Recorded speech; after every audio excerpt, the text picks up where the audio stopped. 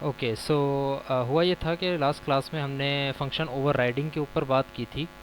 और function overriding के साथ साथ हमने ये भी देखा था कि आई थिंक इसके अलावा जो कुछ टॉपिक्स थे वो मैंने कहा था डिस्कस करेंगे कि कुछ कंस्ट्रक्टर्स से रिलेटेड और छोटे मोटे एक दो टॉपिक्स हैं, बट आई थिंक उसको भी हमें ज़ीरो से स्टार्ट करना होगा। सो कंस्ट्रक्टर कॉल सीक्वेंस है और इस तरह की दो चार चीज़ें हैं जो कि मैंने नोट की थी। आ, सबसे पहली चीज़ तो ये है कि फंक्शन ओवरराइडिंग का जो कंसेप्ट था उससे रिलेटेड जो है काफ़ी सारी चीज़ें हमने डिस्कस की थी। कि आई थिंक हमने वो शेप की क्लास बना के देखी थी और हमने ये देखा था कि वो जो शेप की क्लास है उसमें जो एरिया का फंक्शन था आई थिंक, या किस चीज़ का फंक्शन था जो कि कैलकुलेट कर रहा था बेस क्लास के लिए जब कॉल हो रहा था तो उसकी डेफिनेशन मुख्तलिफ थी, और जब चाइल्ड क्लास के लिए कॉल हो रहा था तो उसकी डेफिनेशन मुख्तलिफ थी। और इसी तरह फिर हमने फंक्शन ओवरराइडिंग के थोड़े और कंसेप्ट को भी देखा। तो ठीक है, क्विज़ के बारे में स्टूडेंट्स पूछ रहे हैं तो मैं बता देता हूँ कि क्विज़ है आज। आई थिंक आफ्टर 20 मिनट्स हम क्विज़ स्टार्ट कर देंगे 3:30 के ऊपर। और जिस तरह होता है हमारा कि 20 मिनट्स का टाइम होता है और 10 मिनट्स आपने अटैम्प्ट करने हैं, वो क्विज़ आज होगा। It would be the second quiz, sorry fourth quiz. और उसमें वो सारे टॉपिक्स हैं जो कि हमने इससे पहले डिस्कस किए हुए हैं। शायद एक दो ऐसे टॉपिक्स भी हों जो कि हमने एक्सप्लिसिटली डिस्कस नहीं किए, लेकिन फिर भी वो चीज़ें आपने अगर प्रैक्टिस की होगी तो आपको वो चीज़ें पता लग गई होंगी। सो फंक्शन ओवरराइडिंग से रिलेटेड अगर किसी का कोई क्वेश्चन वगैरह है तो मुझे बताएं। अगर है, नहीं है, होना नहीं चाहिए वैसे, अगर है तो बताएं, मैं उसको रिपीट नहीं करूँगा। लेकिन ये है कि अगर कोई ऐसी चीज़ है जो कि नई है आपके लिए तो उसको मैं बता सकता हूँ। बल्कि ऐसा करते हैं क्योंकि क्वेश्चंस अब नहीं आ सकेंगे क्योंकि इंटरनेट डिस्कनेक्ट हो रहा है काफ़ी। तो हम नए टॉपिक को एक लेते हैं और एक दो टॉपिक मैं आपको बताता रहता हूँ। सबसे पहला ये है कि we will talk about constructor की कॉल सीक्वेंस क्या होती है। जब आप एक ड्राइव्ड क्लास में ड्राइव्ड क्लास का ऑब्जेक्ट बनाते हैं तो उसके अंदर कंस्ट्रक्टर की कॉल सीक्वेंस क्या होती है, इसको ज़रा सा जो है टैकल कर लेते हैं आज। ठीक है, so okay, wait a minute.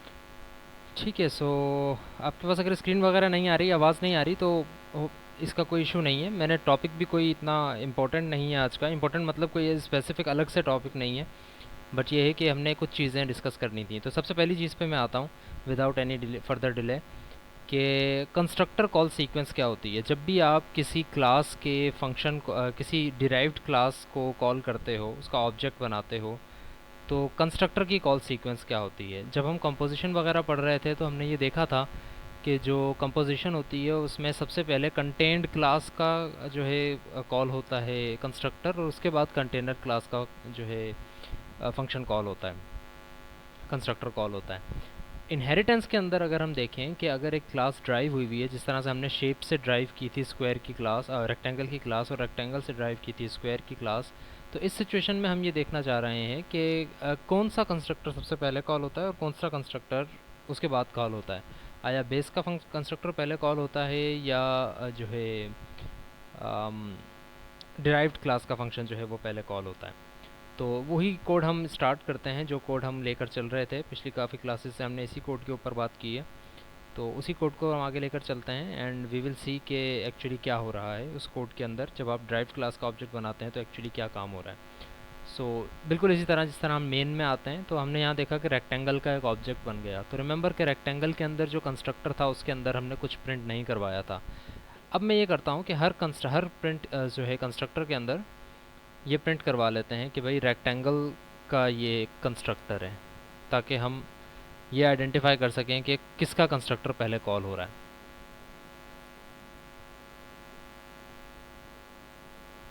ये रेक्टेंगल का कंस्ट्रक्टर है। और इसी तरह स्क्वायर के अंदर भी हम कंस्ट्रक्टर जो बनाया था हमने खाली रखा था, अब हम उसमें प्रिंट करवा देते हैं कि भाई this would be a squares constructor.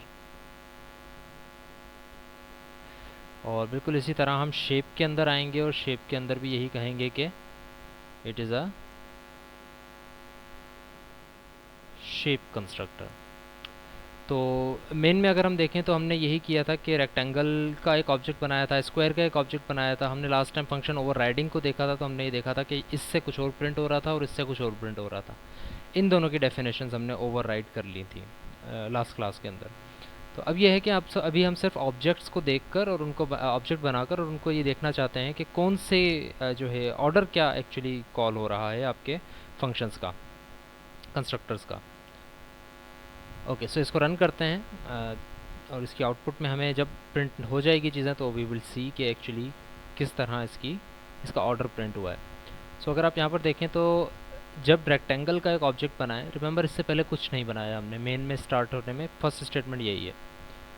तो रेक्टेंगल जब बनता है तो रेक्टेंगल का कंस्ट्रक्टर कॉल हो जाता है, सॉरी शेप का कंस्ट्रक्टर कॉल हो जाता है। क्यों? जिस तरह से मैंने भी कहा कि जब रेक्टेंगल का कंस्ट्रक्टर कॉल हो, रेक्टेंगल का ऑब्जेक्ट बनेगा तो इट इज़ नेसेसरी कि रेक्टेंगल जिस क्लास से डिराइव्ड है उसका कंस्ट्रक्टर पहले कॉल हो। तो रेक्टेंगल किससे डिराइव्ड है? रेक्टेंगल शेप से डिराइव्ड है, तो शेप का कंस्ट्रक्टर सबसे पहले कॉल होगा और उसके बाद उसका अपना कंस्ट्रक्टर कॉल होगा। ठीक है, ये बात तो हो गई तब जब आपकी क्लास एक ही लेवल पर है, यानी कि रेक्टेंगल ड्राइव्ड है शेप से, शेप किसी और चीज़ से ड्राइव नहीं है। लेकिन अगर हम ये देखते हैं कि स्क्वायर को, तो स्क्वायर एक्चुअली रेक्टेंगल से ड्राइव्ड है और रेक्टेंगल फिर इन टर्न जो है वो शेप से ड्राइव्ड है। इस सिचुएशन में किसका कंस्ट्रक्टर पहले कॉल होगा? तो अगर स्क्वायर को हम देखें तो स्क्वायर चूँकि रेक्टेंगल से ड्राइव्ड है तो सबसे पहले रेक्टेंगल का कॉल होना चाहिए। लेकिन मसला ये है कि रेक्टेंगल भी चूँकि एक ड्राइव्ड क्लास है तो इस सिचुएशन के अंदर रेक्टेंगल का भी जो पेरेंट है पहले उसका कंस्ट्रक्टर कॉल होगा और उसके बाद जो है यही चीज़ बैक होना शुरू हो जाएगी। तो इसको अगर आप इसकी आउटपुट दोबारा देखें तो यू कैन सी कि ये काम तो हो गया। इसके बाद जब हम आते हैं स्क्वायर का ऑब्जेक्ट बनाने तो सबसे पहले शेप का कंस्ट्रक्टर कॉल होता है, फिर रेक्टेंगल का कंस्ट्रक्टर कॉल होता है और उसके बाद फिर जो है वो स्क्वायर का कंस्ट्रक्टर कॉल होता है। विच मीन्स कि जिस जिस ऑब्जेक्ट का कंस्ट्रक्टर आपने कॉल करने की कोशिश की है, यानी कि जिस चीज़ का आपने ऑब्जेक्ट बनाया है, उस ऑब्जेक्ट से पहले उसके पेरेंट और उसके पेरेंट के पेरेंट्स जो होंगे उनका कंस्ट्रक्टर पहले कॉल होगा। लाजमी नहीं है कि आपने सिर्फ एक ऑब्जेक्ट बना दिया है तो सिर्फ उसी का कंस्ट्रक्टर कॉल हो। तो अगर आप यहाँ पर देखें गौर से, तो जब स्क्वायर का ऑब्जेक्ट बनता है तो शेप का कंस्ट्रक्टर कॉल होता है, रेक्टेंगल का कंस्ट्रक्टर कॉल होता है और फिर आखिर में स्क्वायर का कंस्ट्रक्टर कॉल होता है, जबकि ऑब्जेक्ट आपने स्क्वायर का बनाया था। तो इसमें हुआ क्या कि जब आपने स्क्वायर का ऑब्जेक्ट बनाया तो स्क्वायर का कंस्ट्रक्टर कॉल होने से पहले क्या हुआ? शेप का कंस्ट्रक्टर कॉल, रेक्टेंगल का कंस्ट्रक्टर कॉल हुआ। और रेक्टेंगल का कंस्ट्रक्टर जब भी कॉल होता है तो इन टर्न शेप का कंस्ट्रक्टर भी कॉल हो जाता है, क्योंकि रेक्टेंगल जो है वो डिराइव्ड हुई है शेप की क्लास से। तो ये है, ये आप जाकर आगे इसकी जो है प्रैक्टिस करेंगे तो आपको भी ज़्यादा चीज़ें क्लियर हो जाएंगी इससे रिलेटेड। जिस लाइक आई सेड के छोटे छोटी जो दो चार चीज़ें हैं जो कि मैंने आपको बतानी थी। सबसे पहली ये चीज़ हो गई कि कंस्ट्रक्टर जो है वो top of the class start होगा, जो आपके टॉप ग्रैंड पेरेंट क्लास कह लें उसको, वो है। उसके बाद फिर बैक होते होते वो कंस्ट्रक्टर कॉल होगा और बैकवर्ड ट्रैक करते करते आखिर में उसका कंस्ट्रक्टर कॉल होगा जिसका आपने एक्चुअल ऑब्जेक्ट बनाया है। कंस्ट्रक्टर क्यों कॉल हो रहे हैं? इस वजह से कॉल हो रहे हैं क्योंकि ऑब्वियसली जिस तरह से मैंने कहा था कि आप जब एक क्लास का ऑब्जेक्ट बनाएंगे तो उसके पेरेंट की भी सारी चीज़ें एग्जिस्ट करना शुरू हो जाएंगी। तो उनको एग्जिस्टेंस में कौन लाएगा, उनको कौन बनाएगा? वो ऑब्वियसली पेरेंट की क्लास जो है उसके जो है वो बनाएंगे, उसके कंस्ट्रक्टर्स बनाएंगे। ठीक है, दूसरी चीज़ के ऊपर मैं नहीं आ रहा हूँ, एक दो चीज़ें छोड़कर मैं तीसरी चीज़ के ऊपर आता हूँ और वो है कि एक इशू हमारे पास आ रहा था बार बार कि how how would we write. जिस तरह से हमने यहाँ देखा था कि हमने यहाँ सिर्फ स्क्वायर को इंक्लूड किया और उसके इन टर्न ये तीनों चीज़ें जो हैं वो इंक्लूड हो गई। तो हमें ये सोचना पड़ रहा था कि एक्चुअली कौन सी चीज़ जो है उसको हम इंक्लूड करें जिसकी वजह से सारी चीज़ें इंक्लूड हो जाएं। तो ये एक इशू आ रहा था हमारे पास जिसकी वजह से रीडेफिनेशन के एरर्स आ रहे थे हमारे पास कि भाई इस तरह तो आप रीडेफिनेशन करने लग जाएंगे क्लास की, एक क्लास दो एक से ज़्यादा दफ़ा डिफ़ाइन होने लग जाएगी, जबकि ऐसा हम चाह नहीं रहते हो। तो हमें फिर ट्रैक करना पड़ रहा था कि कौन सी क्लास के अंदर कौन सी चीज़ इंक्लूडेड है, कौन सी क्लास के अंदर कौन सी चीज़ इंक्लूडेड दोबारा हो रही है। इस तरह की चीज़ों को हमने देखना था, जिसकी वजह से जो है ये एक इशू आ रहा था कि भाई कैसे करें फिर हम। ठीक है, सो इसी चीज़ को टैकल करने के लिए एक चीज़ मैं आप लोगों को बताता चलूँ कि एक सोल्यूशन इसका ये है कि जब भी आप किसी डॉट एच क्लास को डिफ़ाइन कर रहे हैं, कोई एक क्लास को डिफ़ाइन कर रहे हैं, तो उसके सबसे पहले आपने ये दो चीज़ें लिख देनी है।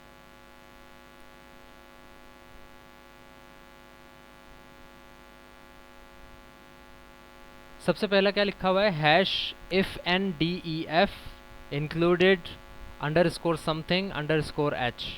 फिर उसके बाद लिखा हुआ है hash define underscore included underscore something underscore H.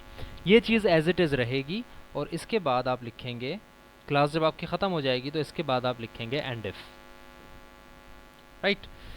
सो जब आप ये काम कर लेंगे, इससे होगा क्या, yes it is a concept of macros. ये जो मैक्रोस का कंसेप्ट है, ये कहता ये है कि जब भी आप क्लास या कोई भी काम कर रहे हो, आप जो कोड लिख रहे हो, उसके ऊपर कौन कौन, उस कोड के ऊपर कौन कौन से रूल्स अप्लाई होने चाहिए। राइट। तो इसमें एक रूल ये है कि आपने ये बताया कि इफ़ एंड डेफ का मतलब ये है इफ़ नॉट डिफाइंड, कि भाई अगर यहाँ पर आप क्लास का नाम लिखोगे, और हमारी क्लास कौन सी है, स्क्वायर, स्क्वायर की क्लास है हमारी, तो हम ये लिखेंगे कि if N def included square H, और उसके बाद हम हैश डिफाइन। एक्चुअली कहना हम ये चाह रहे हैं कि if not defined and included this square class, अगर ये स्क्वायर डॉट एच की क्लास इंक्लूडेड नहीं है इस फाइल में, अगर इस फाइल में इंक्लूडेड नहीं है ये वाली फाइल, तो क्या किया जाए, हैश डिफाइन, यानी कि डिफाइन किया जाए स्क्वायर एच को। यानी कि एक तरह से यहाँ पर आप ये समझें कि यहाँ पर इजाज़त है कि आप क्लास स्क्वायर डॉट एच को आगे जाकर डिफाइन कर सकते हैं। अगर मैं ये चीज़ ना लिखूं तो फिर ये सिर्फ इफ़ की कंडीशन लगा दी है, इफ़ की बॉडी नहीं है हमारे पास, और ये चीज़ वैसे की वैसे डिफाइन हो जाएगी। कहने का मतलब ये है कि अगर आप ये दोनों चीज़ें लिख देंगे, कि आप मैक्रोस को ये बता दें, MACROS मैक्रोस का कंसेप्ट है ये, वो ये कहता है कि अगर आप अपनी क्लास डिफ़ाइन करने से पहले ये चेक लगा दें कि आया ये क्लास पहले से डिफ़ाइन तो नहीं है, अगर डिफ़ाइन नहीं है तो डिफ़ाइन हो जाए, अगर डिफ़ाइन है ऑलरेडी, यानी कि ये चीज़ जब फॉल्स हो जाएगी तो यहाँ तक वाली चीज़ कोई भी रन नहीं होगी, एंड इफ तक। बिल्कुल वही इफ एल्स वाला कंसेप्ट है, लेकिन चूंकि हम कोड से ऊपर रहकर ये काम करना चाह रहे हैं, तो हम इसमें डायरेक्ट इफ एल्स वो वाली चीज़ नहीं लिख सकते जो कि हम कोड में लिखते हैं। तो इस सिचुएशन में आपको ये आज के बाद या आपको जब नीड पड़े, तब आपको ये गौर करना है कि जब भी आप किसी क्लास को डिफाइन करने जाएं, तो इट्स बेटर कि आप हर क्लास से पहले कंट्रोल सी, और हर क्लास से पहले मैक्रोस डाल दें, और यहाँ पर सिर्फ क्लास का नाम चेंज कर दें। अब मैं शेप की क्लास में हूँ तो मैं यहाँ लिख दूंगा शेप, और एंड इफ है वो सिर्फ ऐसा समझें कि ब्रैकेट बंद हो रहा है, ठीक है। और इसी तरह रेक्टेंगल में भी मैं ये काम करूँगा, ये काम हम बिल्कुल ऊपर लिखेंगे ताकि कोई भी काम, कोई भी चीज़ रन होने से पहले ये चेक कर लिया जाए कि आया ये चीज़ पहले से एग्जिस्टेंस तो नहीं है, इसकी एग्जिस्टेंस तो नहीं है पहले से इस क्लास में या इस एंड ऑफ द कोड तक।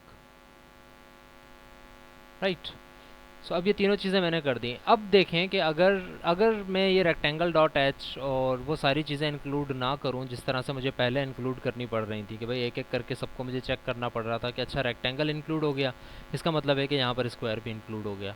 तो इस तरह की चीज़ें जो मुझे देखनी पड़ रही थी, अब वो मुझे देखनी नहीं पड़ेंगी, विच मीन्स के लेट सपोज कि अगर मैं यहाँ पर स्क्वायर और रेक्टेंगल दोनों को यूज़ कर रहा हूँ, या से स्क्वायर डॉट CPP में आते हैं, यहाँ पर सिर्फ आपने स्क्वायर डॉट एच को लिखा है, रेक्टेंगल डॉट एच में आते हैं तो आपने सिर्फ शेप डॉट एच को लिखा है, और इसी तरह शेप डॉट एच में अगर आप आते हैं तो यहाँ पर आपने किसी को इंक्लूड नहीं किया। मेन में आप आते हैं तो मेन में आपने सिर्फ स्क्वायर डॉट एच को इंक्लूड किया और किसी फाइल को इंक्लूड नहीं किया। तो हाउ अबाउट कि मैं मेन के अंदर या से स्क्वायर के अंदर, स्क्वायर है रेक्टेंगल यूज़ हो रहा है, रेक्टेंगल को आपने इंक्लूड कर दिया। अच्छा यहाँ पर देखें स्क्वायर डॉट एच को, अच्छा स्क्वायर डॉट एच में ही हूँ मैं, शेप डॉट एच इंक्लूड हो गया, ओके, और शेप में हमने कोई इंक्लूड नहीं किया। राइट। तो मेन में आते हैं हम, और मेन के अंदर हम एक और फाइल इंक्लूड करवा देते हैं, दैट इज़ से shape dot H.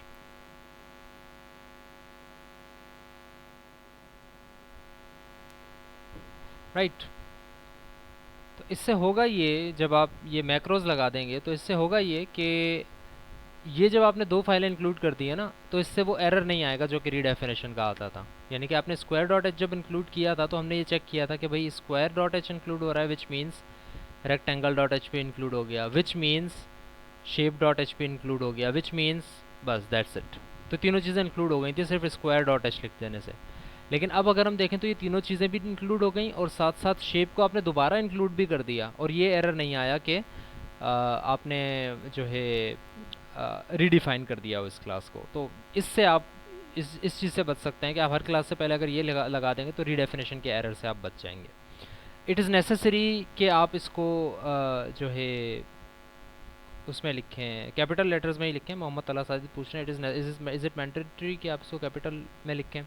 It's not mandatory कि आप इसको कैपिटल में लिखें, बट जो क्या कहते हैं कन्वेंशन है मैक्रोज़ की, मैक्रोज़ जहाँ पर भी यूज़ किए जाते हैं तो कोशिश ये की जाती है कि उसका जो सेकंड पार्ट है, यानी कि मैक्रो की डेफिनेशन के बाद, इफ़ एंड डेफ और डिफाइन के बाद जो आगे उसके आर्गूमेंट्स दे रहे हो, ये चीज़ जो है आप कैपिटल में लिखो तो ज़्यादा बेहतर है, ताकि आप डिफाइन कर सको कि भाई ये चीज़ एक मैक्रो है और ये चीज़ हमारे पार्ट ऑफ द कोड है। इट्स नॉट नेसेसरी, बाकी आप खुद बेहतर जानते हैं, कर कर देख सकते हैं कि कहाँ कहाँ पर क्या क्या इशू आ रहा है। हो सकता है कि इससे बेहतर सोल्यूशन भी आपको कोई और मिल जाए। तो जिस like I said, I think last class में किसी ने पूछा था कि ऐसा ये तो काफ़ी मसला हो जाएगा हम अगर आइडेंटिफाई करने जाएँ, तो ये एक और सोल्यूशन मुझे मिला जिसकी थ्रू हम इस इशू से बच सकते हैं। राइट, सो और अगर कोई क्वेश्चंस वगैरह हैं, कोई क्यूरी वगैरह है तो मुझसे पूछ लें, और फिर हम 3:30 बजे जो है वो क्विज़ स्टार्ट कर देंगे। उसके बाद भी हम क्वेश्चनिंग कर सकते हैं, क्योंकि उसके बाद भी क्विज़ ख़त्म होने के बाद हमारे पास 10 से 15 मिनट होंगे, तो हम उसमें भी क्वेश्चनिंग कर सकते हैं। बट उसके अलावा अगर यहाँ तक कोई क्वेश्चन है तो आप मुझसे पूछ लें। असाइनमेंट से रिलेटेड भी अगर कोई है तो पूछ लें, क्योंकि लास्ट टाइम मैंने आपको असाइनमेंट समझा तो दी थी, but I think questions arise नहीं हो पाए होंगे उस टाइम।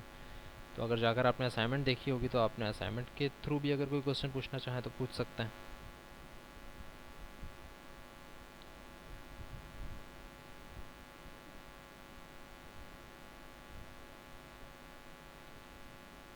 नहीं, क्लास जब आप अटेम्प्ट कर रहे हो ना, क्विज़ जब अटेम्प्ट कर रहे हो, सोहेब शेख पूछ रहे हैं कि क्या हम क्लास छोड़ सकते हैं? क्लास आप छोड़ सकते हैं, लेकिन फिर आपको दोबारा आना पड़ेगा क्विज़ ख़त्म करके, क्योंकि 3 बजे तक हमारी क्लास है, तो वो सारा सेशन आपने 4 बजे तक लेना है। तो जब आप क्विज़ अटेम्प्ट कर रहे हैं तो बेशक आप क्लास छोड़ दें, क्लास छोड़कर आप चले जाएं, क्विज़ अटेम्प्ट करें और फिर वापस क्लास में आ जाएं। You can do that.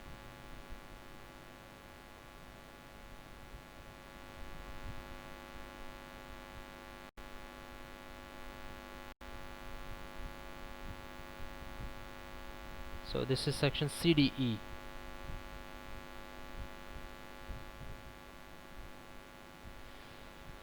Assignment के मार्क्स तो अपलोड कर दिए हैं मैंने। मोहम्मद तला साहिद पूछ रहे हैं कब तक अपलोड होंगे। असाइनमेंट के मार्क्स मैंने अपलोड कर दिए हैं,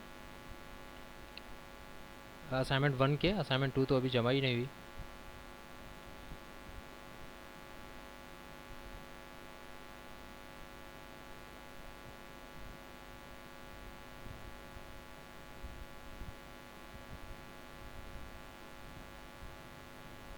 स्टार्ट होने का टाइम 3:50 नहीं है, 3:50 ख़त्म होने का टाइम है।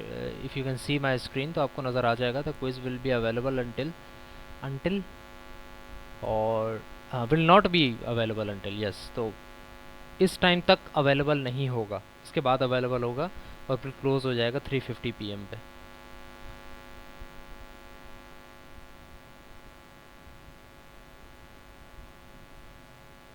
प्लान यही है शहजाद खान कि हमारी 3 असाइनमेंट्स होंगी, 3 असाइनमेंट्स का ही प्लान है। लेट्स सी कि वो तीनों ही हो पाती हैं, हो सकता है 4 हो जाएं, या ये भी हो सकता है कि सिर्फ 2 ही रहें। ऑफिशियली हमने 2 ही कैलकुलेट करनी है, बट 3 मैं आप लोगों के लिए कर रहा हूँ, ताकि अगर कोई इशू वगैरह आता है तो 3 में से बेस्ट हम कैलकुलेट कर सकें। बट रिमेंबर कि फिर जो तीसरी होगी उसकी जो लेवल होगा वो काफ़ी हार्ड होगा फिर।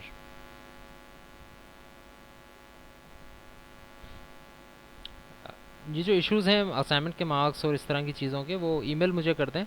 मेरे पास तकरीबन 20 से 25 ईमेल्स अब जमा हो गई हैं, और मैं हर किसी को ईमेल आते ही रिप्लाई नहीं कर सकता। तो मेरे पास जब सबके मसाइल आ जाएंगे कि भाई ये वो स्टूडेंट्स हैं, तो मैं एक दिन बैठकर उन सबके मसाइल हल करके और उनको रिप्लाई कर दूंगा। तो ईमेल मुझे कर दें। आपकी बहुत सारी ईमेल्स स्टूडेंट्स की मेरे पास 10-15 दिन हो गए रखी हुई हैं, उससे भी ऊपर हो गए। बट वो रखी हुई हैं, अनरीड हैं, वो मैं बैठ के काम करूँगा जब, तो फिर वो सबके मसाइल एक साथ ही हल हो जाएंगे।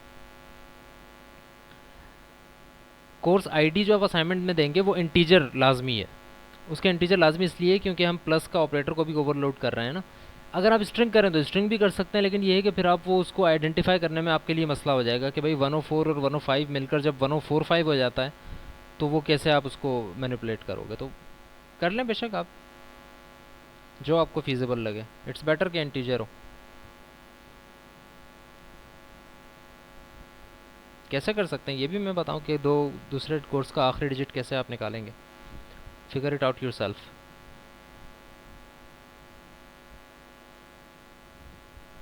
CDE सेक्शन है ये, CDE में जितने भी स्टूडेंट्स हैं वो अटैम्प्ट करेंगे अभी क्विज़।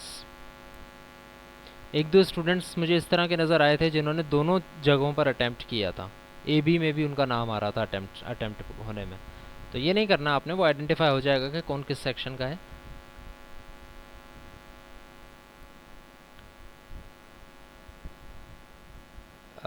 असाइनमेंट की बात कर रहे हैं कि सब क्लासेस को main.cpp में प्रिंट करवाना लाजमी है क्या? लाजमी है कि आप जो असाइनमेंट है उसमें main.cpp में ज़्यादातर चीज़ें इंक्लूड कर दें तो ज़्यादा बेहतर है।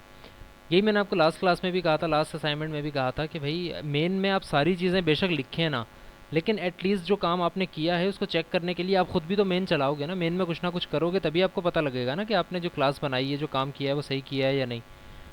तो अगर आप खुद अपने लिए कर रहे हो तो वो लिखा रहने दें, कमेंट कर दें, मेरी मर्ज़ी में जिसको भी चला कर देख लूँ। मेन खाली ना छोड़ें, सारे सारे काम उसमें करवा के देखें। 10 क्वेश्चंस हैं क्विज़ में। आई थिंक अब रिफ़्रेश करेंगे तो आपको क्विज़ स्टार्ट मिल जाएगा। Yes, the quiz is started, no attempts start हो चुके हैं। बाकी गुड लक टू यू और मिलते हैं क्विज़ के बाद। Okay class, the quiz has been ended but due to some technical issues I think Zoom की जो क्लास है उसमें I am waiting to be made host. Some students has been made host और I don't think कि वो मेरे messages अब पढ़ रहे हैं, तो वो होस्ट बन गए हैं क्योंकि मैं डिस्कनेक्ट होकर आया हूँ दोबारा। और अब आई एम वेटिंग कि वो मुझे होस्ट जैसे ही बनाते हैं तो हम क्लास कंटिन्यू करेंगे, वरना फिर ये क्लास, ये 10 मिनट भी हमारे ज़ाया हो जाएंगे। Let's see, I am still waiting. Okay so I am still waiting कि वो मुझे होस्ट जैसे ही मिल जाता है तो फिर हम क्लास को कंटिन्यू भी करेंगे, बट रिकॉर्डिंग के सेक के लिए हम जो है 10 मिनट रिकॉर्डिंग पर ही थोड़ा सा जो है आप देख सकेंगे कि क्या क्या बातें हमने की हैं। तब तक जो है अगर मुझे जैसे होस्ट मिलता है तो मैं लाइव कनेक्ट भी हो जाऊंगा आप लोगों के साथ। ओके सो अभी हमने बात की थी कि कंस्ट्रक्टर्स जो हैं वो किस तरह से कॉल होंगे। तो हमने ये देखा कि दो बातें हमने कर ली हैं। हमने ये देखा कि जो कंस्ट्रक्टर होगा उसका कॉल सीक्वेंस इस तरह से होता है कि अगर कोई क्लास, डिराइव्ड क्लास का अगर आप ऑब्जेक्ट बना रहे हो तो उस सिचुएशन के अंदर सबसे पहले पेरेंट क्लास का कंस्ट्रक्टर कॉल होगा, एंड जस्ट इन केस के पेरेंट क्लास भी किसी से ड्राइव हुई हुई है तो उसका पेरेंट कंस्ट्रक्टर सबसे पहले कॉल होगा। इस तरह अपर लिमिट की तरफ हम जाएंगे। ऐसी क्लास जो कि पेरेंट हो और वो किसी से ड्राइव ना हुई भी हो उसका कंस्ट्रक्टर पहले कॉल होगा, और उसके बाद फिर जो रिवर्स ऑर्डर में सबके constructor one by one call होंगे। दूसरी बात हमने ये कही कि इफ़ एंड डेफ को हम लगा सकते हैं, इफ़ नॉट डिफाइंड के मैक्रोज़ को हम यूज़ कर सकते हैं जिस सिचुएशन में हमें ज़रूरत हो। उसमें होगा ये फ़ायदा ये होगा कि आपकी रीडेफिनेशन ऑफ क्लास का एरर नहीं आएगा अगर आप एक से ज़्यादा दफ़ा क्लास को इंक्लूड कर लेते हो तो। ठीक है। अगली बात यह है कि अगर आप किसी पेरेंट क्लास का कंस्ट्रक्टर एक्सप्लिसिटली कॉल करना चाहते हो तो आप क्या करोगे। एक्सप्लिसिटली कॉल करने का मतलब ये है कि हमने ये तो देखा कि अगर मैं इसको रन करता हूँ तो जैसे ही स्क्वायर का ऑब्जेक्ट बनता है तो स्क्वायर का ऑब्जेक्ट बनने से पहले रेक्टेंगल का बनता है और उससे बनने से पहले शेप का बनता है। बट व्हाट इफ़ के मैं ये चाहूँ कि स्क्वायर का कंस्ट्रक्टर कॉल हो रहा है तो उससे रेक्टेंगल का जब कंस्ट्रक्टर कॉल हो रहा है तो उसको मैं एक्सप्लिसिटली कॉल करूँ। एक्सप्लिसिटली का मतलब ये है कि भाई स्क्वायर के अंदर कहीं पर भी हमने रेक्टेंगल का कंस्ट्रक्टर बाय डिफ़ॉल्ट खुद कॉल नहीं किया। स्क्वायर का कंस्ट्रक्टर जब भी बनता है स्क्वायर का कंस्ट्रक्टर कॉल हो रहा है, लेकिन रेक्टेंगल का कंस्ट्रक्टर खुद ब खुद कॉल हो रहा है। उसको किस तरह से एक्सप्लिसिटली कॉल किया जाए। एक्सप्लिसिटली कॉल की ज़रूरत हमें कब पड़ेगी। लेट्स सपोज कि रेक्टेंगल की क्लास के अंदर, एक्सक्यूज़ मी, लेट्स सपोज कि रेक्टेंगल की क्लास के अंदर एक इसका से आर्गुमेंटेटेड कंस्ट्रक्टर भी मौजूद है, इसकी लेंथ सेट कर रहा है वो, राइट। और इसी तरह यहाँ पर भी इसका आर्गुमेंटेटेड कंस्ट्रक्टर मौजूद है जो कि ये काम कर रहा है। ये इसका आर्गुमेंटेटेड कंस्ट्रक्टर है, आर्गुमेंट वाला कंस्ट्रक्टर भी है और डिफ़ॉल्ट कंस्ट्रक्टर भी है। अब अगर मैं इसको चलाकर देखता हूँ तो आपके ख्याल में किसका होना चाहिए कंस्ट्रक्टर कॉल? बिकॉज मैंने अलग से इस कंस्ट्रक्टर को कॉल नहीं किया तो जो बाय डिफ़ॉल्ट कंस्ट्रक्टर है वही कॉल होगा। ओके, इसकी रिटर्न टाइप मैंने दे दी गलती से। ओके, अगर मैं इसका स्पेसिफिक ना बताऊं कि कौन सा कंस्ट्रक्टर कॉल होना है तो फिर वही रेक्टेंगल कंस्ट्रक्टर जिसमें कॉल हो रहा है वो कॉल होगा। लेकिन अगर मैं इस कंस्ट्रक्टर को कॉल करना चाहता हूँ जो कि मैंने अभी बनाया है, जिसको मैंने आर्गुमेंट वाला कंस्ट्रक्टर कहा है, आर्गुमेंट दे दिया है मैंने उसमें, आर्गुमेंट कंस्ट्रक्टर रेक्टेंगल कंस्ट्रक्टर। तो अब अगर मैं चला रहा हूँ तो स्क्वायर का जो है, स्क्वायर के ऑब्जेक्ट को ही रहने देते हैं, इसको मैं रिमूव कर देता हूँ। स्क्वायर का ऑब्जेक्ट जैसे ही बनता है तो रेक्टेंगल का उससे पहले जब कंस्ट्रक्टर कॉल हो रहा है तो रेक्टेंगल का डिफ़ॉल्ट कंस्ट्रक्टर कॉल हो रहा है। What if I want to call the argumentated constructor of this thing, ये वाला कंस्ट्रक्टर अगर मैं कॉल करना चाह रहा हूँ तो उसके लिए एक दूसरी चीज़ है, उसको मैं डिटेल में भी बताऊँगा अगली क्लासेस में। लेकिन तरीक़ेकार सिंपल यही है कि अगर आप चाह रहे हो कि अलग से कॉल हो स्क्वायर के कंस्ट्रक्टर के साथ तो आपको करना पड़ेगा member initialisation sorry member initialisation list का, ठीक है। टंग स्लिप हो गई थी थोड़ी सी। मेंबर इनिशियलाइजेशन लिस्ट क्या होती है, उसको हम कैसे यूज़ कर सकते हैं, उसके और क्या क्या फ़ायदे हैं, उसको हम आगे चलकर अगली क्लासेस में डिस्कस करेंगे। तो अभी के लिए हम क्लास को यहीं पर फिनिश करते हैं। मेरा लाइव कनेक्टिविटी आप लोगों के साथ नहीं हुई है तो आखिरी के जो 5-6 मिनट हमने डिस्कशन की है मेंबर इनिशियलाइजेशन लिस्ट की फ़ायदे क्या क्या होंगे और अलग से हम कैसे कंस्ट्रक्टर को कॉल करेंगे, क्यों ज़रूरत पड़ेगी, तो उसको हम नेक्स्ट क्लास में कंटिन्यू करेंगे इंशाल्लाह। Thank you very much, see you in next class.